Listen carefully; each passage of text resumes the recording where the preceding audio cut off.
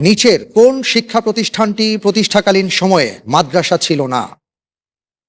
ক সরকারি কবি নজরুল কলেজ, খ চট্টগ্রাম মহসিন কলেজ, গ রাজশাহী সরকারি মাদ্রাসা, ঘ সরকারি তিতুমির কলেজ। কোন প্রতিষ্ঠানটি প্রতিষ্ঠাকালীন সময়ে মাদ্রাসা ছিল না? বিশেষজ্ঞ প্যানেলের সহযোগিতা কামনা করছি। বিশেষজ্ঞ প্যানেলের সহযোগিতা চাচ্ছেন? জি, ইনশাআল্লাহ। বিশেষজ্ঞ প্যানেলের সহযোগিতা দেয়া হোক। তো যে প্রশ্নটা করা হয়েছে, যেই প্রতিষ্ঠানের কথা বলা হয়েছে যেটা প্রতিষ্ঠাকালীন সময়ে মাদ্রাসা ছিল না, সেই প্রতিষ্ঠানের নামের সাথে কোনো না কোনো ভাবে ইতিহাসে বাঁশের সম্পৃক্ততা রয়েছে। জি, জাযাকাল্লাহ খায়ের, আপনার ক্লোর জন্য ধন্যবাদ। আমি ইনশাআল্লাহ উত্তর বেছে নিচ্ছি ঘ সরকারি তিতুমির কলেজ। তাহলে কি লক করে দেব? ইনশাআল্লাহ। লক করে দেয়া হোক ঘ সরকারি তিতুমির কলেজ।